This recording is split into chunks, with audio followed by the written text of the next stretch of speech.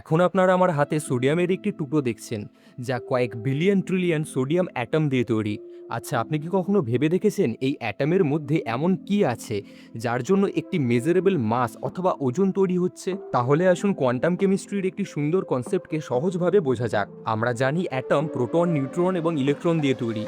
ইলেকট্রনের মাস প্রায় নেগলিজিবল। তাহলে কি প্রোটন এবং নিউট্রনের জন্য মাস তৈরি হচ্ছে? না।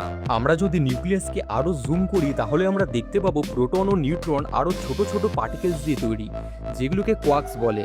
তাহলে কি এই কোয়ার্কসের জন্য মাস ক্রিয়েট হচ্ছে? উত্তরটি হচ্ছে না।